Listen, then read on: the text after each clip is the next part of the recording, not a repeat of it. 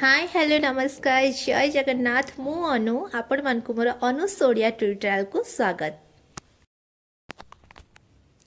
आ गोटे नुआ वीडियो को समस्त को स्वागत।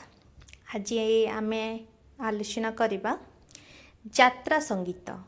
एटा के लिखिछंती वैकुंठ नाथ पट्टनायक।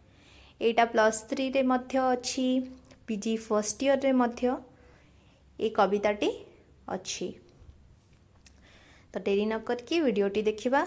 प्रथमे सबले कहिछि कवि परिचय रहइबो, कविंक ऊपर देखिबा। सबुज साहित्यर जड़े आध्यात्मिक भावधारी कवि होउछंती वैकुंठनाथ पट्टनायक। सबुज साहित्यर जड़े कौन सी आध्यात्मिक भावधारी कवि। प्रथम पर्यायर कवि प्रेम प्रणय रोमांटिक अनुभूति को नहीं काव्य कविता लिखिथिले। मध्य परवर्ती समय रे एही रोमांटिक अनुभूति संजतक नैराश्य और विषादबोध प्रकटित होइछि। तांक रचित कविता गुड़िक मध्यरु चिलिकारे रात्रि, यौवन पूजा, निर्जन उपवन, कवि प्रयसी, वर्षा संगीत, प्रणयर स्वप्न, राजजेमा इत्यादि कविता जहाँकि रोमांटिक भावधारा रे रचित।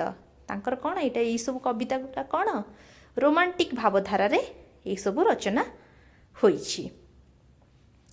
सेहीपरि कारावासीर कविर स्वप्न, देवदूत, पथछाया, पान्थशाला इत्यादि कवितारे ईश्वरीय चिंता चेतनार परिप्रकाश घटिबा सहित रहस्यवादी चिंताधारार स्वाक्षर बहन करिवार समर्थ होइछि। से खाली कौन है प्रथमे बहुत रोमांटिक सब अनुभूत होतिबा कौन कविता सब से लिखुथिले। तापर से कौन करछथि परवर्ती समय रे ईश्वरीय चिंता चेतना को नेकी कविता रचना करिछंती। तांकर सब ए सब कविता गुरा कौन से रचनावली गुरा तांकर एटा मन रखिथिबो। ऐतिहासिक उपादान को नहीं आम्बापल्लीर उत्कंठा, बुद्ध वंदना, महानिर्वाण, बुद्ध और राहुल, किस्सा गौतमी इत्यादि कविता रचित होइथिला। हैला से ऐतिहासिक उपादान को नेकी मध्य कौन करछंती ऐतिहासिक उपादान को नेकी मध्य कविता रचना करिछंती। ईश्वरीय चिंतार सार्थक रूपायन घटी यात्रा संगीता कवितारे। आमर ये जो यात्रा संगीत कविता अच्छी एटा को भाव एथि रोमांटिक नुहे, ऐतिहासिक नुहे। जदि सर्ट क्वेश्चन पड़ला एटा कौन ईश्वरीय चिंताधारार कविता। एटा जीवनर जावतीय कष्ट जंत्रणा अपूर्णता निमित्त से परमेश्वर को दायी करिछंती। आमे भी केबे केबे करू कि नहीं जेतबे आम जीवन रे कौन हुए कष्ट जंत्रणा किछि माने जिनिस पूर्ण भाव रे हमको मिलेनी, निमित्त भाव रे मिली थाए चली जाए, आमे काहाको दोष को दायी ठाई माने भाबी थाउ से होचंती भगवान। से ही सब दोषर समस्यार दायी होचंती किए ईश्वर। सेमती कवि मध्य कौन करचंती ये सबू जंत्रणा कष्ट अपूर्णता पाई काहाको दायी करचंती भगवान को ही दायी करचंती। आउ से भी आम भली मनीष कौन भी करिवे।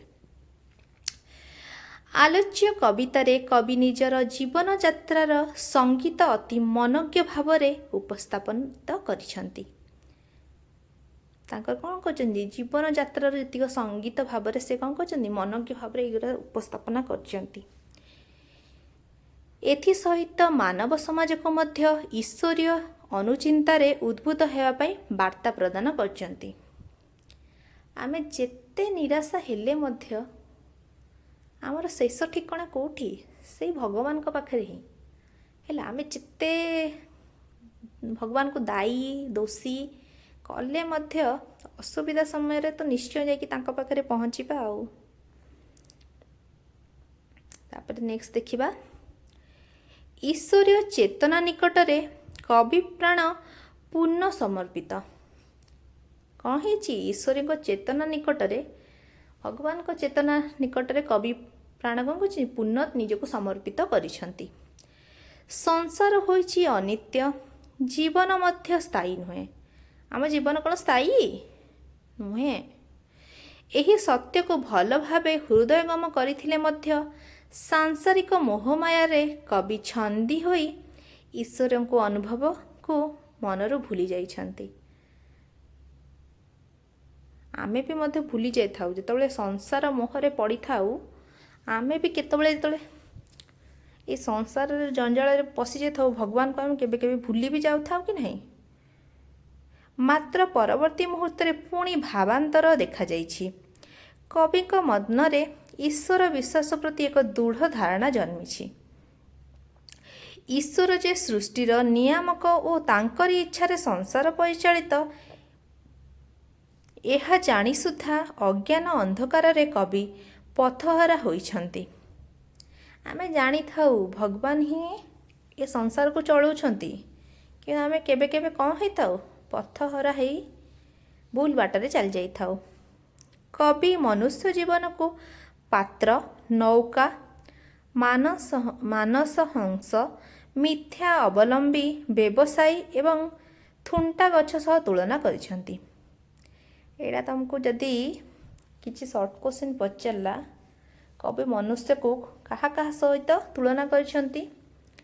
ପାତ୍ର, ନୌକା, ମାନସ ହଂସ, ମିଥ୍ୟା ଅବଲମ୍ବୀ, ବ୍ୟବସାୟୀ ଏବଂ ଥୁଣ୍ଟା ଗଛ ସହ କ'ଣ କରିଛନ୍ତି? ତୁଳନା କରିଛନ୍ତି। କବିଙ୍କ ମତରେ ଏହି ଜୀବନ ରୂପକ ପାତ୍ରକୁ ବିଶ୍ୱ ନିୟନ୍ତା ବିଭିନ୍ନ ଉପାଦାନ ମାଧ୍ୟମରେ କ'ଣ କରିଛନ୍ତି? ପରିପୂର୍ଣ୍ଣ କରିଛନ୍ତି। ତେଣୁ ତାଙ୍କ ଜୀବନ ପାତ୍ର ମଧ୍ୟ ପୂର୍ଣ୍ଣ ହୋଇଛି। ତେଣୁ ସେ କିପରି ଈଶ୍ୱର କିଛି ଦେଇନାହାନ୍ତି ବୋଲି ଅଭିଯୋଗ କରିବେ? ସବୁ ତ ଭଗବାନ ଉପରବାଲା ହିଁ ଆମକୁ ଦେଇଛନ୍ତି। ଆଉ ସଂସାର ଯେ ସକଳ ମୋହମାୟାରେ ପରିପୂର୍ଣ୍ଣ, ଏକଥା ସେ ବୁଝିପାରିଛନ୍ତି। ଏଇଟା ଆମେମାନେ ବି ବୁଝିଛୁ। ଯେଉଁମାନେ ବୁଝିନ, ବୁଝିଛ। ଏ ସଂସାର କ'ଣ? ସବୁ ମୋହମାୟାରେ ବାୟା। ତେଣୁ କବି ନିଜର ଆରାଧ୍ୟ ଦେବତାଙ୍କୁ କହିଛନ୍ତି, କ'ଣ କହିଛନ୍ତି? କବି ତାଙ୍କ ଆରାଧ୍ୟ ଦେବତାକୁ କହିଛନ୍ତି, ସଂସାର ରୂପକ ନୌକାକୁ ଉତ୍ତମ ରୂପେ ଚଳାଇବା ଦାୟିତ୍ୱ ଈଶ୍ୱରଙ୍କ। ଆମ ଜୀବନର, ଆମ ସଂସାରର ନୌକା କିଏ ଚଳାଉଛନ୍ତି? ଈଶ୍ୱର। ଈଶ୍ୱରଙ୍କୁ ପ୍ରାର୍ଥନା କରିବାକୁ ଯାଇ କବି କହିଛନ୍ତି, ଜୀବନ ପାତ୍ର ମୋର ଭରିଛି କେତେ ମତେ, ନ ଦେଇ କିଛି ବୋଲି କହିବି ହୋ ଆଉ, କହିବି କି ହୋ ଆଉ।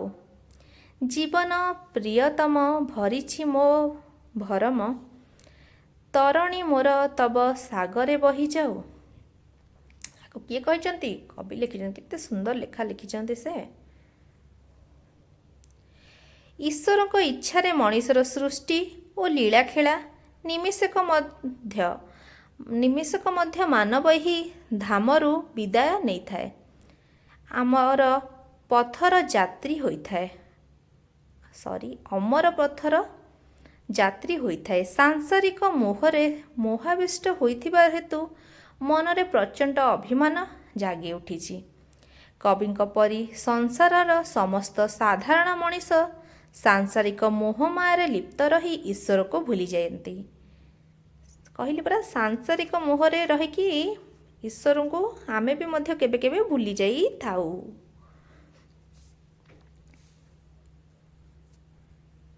ଫଳରେ ଜୀବନ ସୁଖକର ନ ହୋଇ ହତାଶମୟ ପାଲଟିଯାଏ। କବି ଈଶ୍ୱର ଅନୁଗତ ପ୍ରାଣ ହୋଇଥିଲେ ମଧ୍ୟ ବିଷୟ ବାସନାରେ ନିମଜ୍ଜିତ ରହି ଅନୁରୂପ ଭୁଲ କରିଛନ୍ତି। ସେ କ'ଣ କରିଛନ୍ତି? କବି ଈଶ୍ୱରଙ୍କ ଅନୁଗତ ପ୍ରାଣ ହୋଇଥିଲେ ମଧ୍ୟ ବିଷୟ ବାସନାରେ ନିୟୋଜିତ ହୋଇ ଅନୁରୂପ ଭୁଲ କରିଛନ୍ତି। ଫଳରେ ତାଙ୍କ ଜୀବନ ମଧ୍ୟ ଦୁର୍ବିଷୟ ହୋଇପଡ଼ିଛି। ତେଣୁ ଆବେଗ ପ୍ରବଣ କବି ଆତ୍ମା ଗାଇ ଉଠିଛି। ଆବେଗରେ କବିଙ୍କର କ'ଣ ହେଇଛି? ଆତ୍ମା ଗାଇ ଉଠିଛି। କୂଳର ଜନପ୍ରାଣୀ କେତେ ମିଲାଅ ଆଣି, ନୟନ ପଲକରେ ଲୁଚାଅ ଜାଣି ଜାଣି, ବୃଥା ମୋ ଅଭିମାନୀ ଦୁହେଁ ଧରଇ ଟାଣି, ମରତ ପ୍ରବାସୀ ମୁଁ ନ ଜାଣେ ଆଣେ ଦାଉ। କବି ଏହାପରେ ନିଜକୁ ମାନସ ହଂସ ବୋଲି କହିଛନ୍ତି। ମାନସ ହଂସ ହେଉଛି ପ୍ରାଣ ରୂପକ ପକ୍ଷୀ। ମାନସ ହଂସ ହେଉଛି କ'ଣ? ପ୍ରାଣ ରୂପକ ପକ୍ଷୀ। ସେ ଐଶ୍ୟ ଚେତନାଧାରୀ। ଅଦ୍ଭୁତ ଅଲୌକିକ ଶକ୍ତି ବଳରେ ସେ ଧରାପୃଷ୍ଠରେ ସୃଷ୍ଟି ହୋଇଥାଏ। କବିଙ୍କ ପ୍ରାଣରୂପକ ମାନସ ହଂସ ଜାଗତିକ ସୁଖ ସମ୍ଭୋଗ ଲୋଭ ମୋହରେ ବାନ୍ଧି ହୋଇ ରହିଛି। କାମନା ବାସନା କବଳରୁ ମୁକ୍ତ ହୋଇ ପାରିନାହିଁ। ଲୋଭ ଓ ମାୟା କବଳରେ ପଡ଼ି ପ୍ରକୃତ ପଥକୁ ସେ କ'ଣ କରିଛି? ଭୁଲି ଯାଇଛି। ଗଭୀର ଆତ୍ମବିଶ୍ୱାସରେ ସଂସାର ରୂପକ ଦୁର୍ଗମ ପଥକୁ ଅତିକ୍ରମ କରିବାକୁ ମନ ବଳାଇଛି। ଯଥାଶୀଘ୍ର ପରମାତ୍ମାଙ୍କ ସହ ମିଳିତ ହେବା ପାଇଁ ଇଚ୍ଛା ପ୍ରକାଶ କରିଛନ୍ତି। କିଏ କରିଛନ୍ତି? କବି। ଯେତେବେଳେ ଆମେ ଜୀବନ ହତାଶ ହେଇଥାଉ, ଭଗବାନ ଆପଣଙ୍କ ପାଖକୁ ନେଇଯାଅ, ଆପଣଙ୍କ ସହିତ ହିଁ ଆମର ସାକ୍ଷାତ ହେବା ନିହାତି ଜରୁରୀ। କବିତାର ଦ୍ୱିତୀୟ ପର୍ଯ୍ୟାୟରେ କ'ଣ ହେଇଛି? ଏଇଟା ପ୍ରଥମ ପର୍ଯ୍ୟାୟ ଗଲା। ଦ୍ୱିତୀୟ ପର୍ଯ୍ୟାୟରେ କ'ଣ କରିଛନ୍ତି? ଈଶ୍ୱରଙ୍କ କରୁଣା ପ୍ରାପ୍ତ ହୋଇଛନ୍ତି। କବିଙ୍କୁ କ'ଣ ହେଇଛି? ଈଶ୍ୱରଙ୍କ କରୁଣା ପ୍ରାପ୍ତ ହୋଇଛି। ସାଂସାରିକ ଜୀବନର ସୁଖ ଲାଭ କରିଛନ୍ତି। ଉପଲବ୍ଧ କରିଛନ୍ତି ଶିଶୁର ଦୋରଟି ହସ, କୁଆଁ କୁଆଁ କାନ୍ଦ, ପ୍ରିୟାର ପ୍ରୀତି, ନାରୀର ସ୍ନେହ ପ୍ରେମ, ସକାଳ ଓ ସନ୍ଧ୍ୟାର ମନୋରମ ଦୃଶ୍ୟ ଈଶ୍ୱରଙ୍କ କୃପାରୁ ହିଁ ସମ୍ଭବ ହୋଇପାରିଛି। ଏଗୁଡ଼ା ସବୁ କାହା ପାଇଁ ହେଇଛି? ଯେତେବେଳେ ଛୁଆଟିଏ ଦରଟି ଦେଇକି ହସି ଦେଉଛି, କୁଆଁ କୁଆଁ ହେଇ କାନ୍ଦୁଛି, ଏ ସଂସାରକୁ ଆସିଛି। ପ୍ରିୟାର ପ୍ରୀତି, ଆଉ କ'ଣ? ନାରୀର ସ୍ନେହ ଆଉ ପ୍ରେମ, ସକାଳ ଓ ସନ୍ଧ୍ୟାର ମନୋରମ ଦୃଶ୍ୟ କାହା ପାଇଁ ଆମେ ଦେଖୁଛୁ? ଈଶ୍ୱରଙ୍କ କୃପାରୁ ହିଁ ଆମେ ଏସବୁ ଦେଖିବାକୁ ପାଉଛୁ। ଏସବୁ କଥା ହୃଦବୋଧ ହେବା ପରେ ମଧ୍ୟ ପୁଣି ଥରେ କବି ଅନୁତାପ କରିଛନ୍ତି।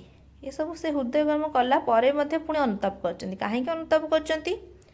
ବସ୍ତୁବାଦୀ ମନୋଭାବର ବଶବର୍ତ୍ତୀ ହୋଇ ଈଶ୍ୱର ଚିନ୍ତାରେ ଜୀବନ ବିତାଇ ନାହାନ୍ତି।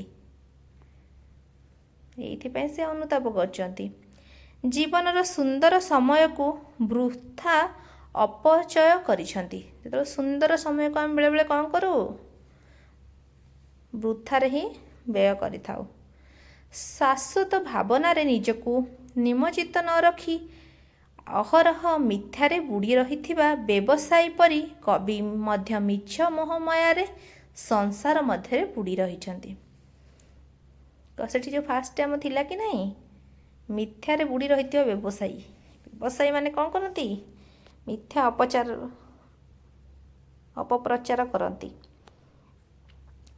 ଏହାପରେ କବି ନିଜ ଜୀବନକୁ ପୌଷ ମାସର ପତ୍ରଝଡ଼ା, ସେଠି ଲେଖା ହେଇଥିଲା ପତ୍ରଝଡ଼ା ଗଛ, ପତ୍ରଝଡ଼ା ଶ୍ରୀହୀନ ଥୁଣ୍ଟା ଗଛ ସହ ତୁଳନା କରିଛନ୍ତି।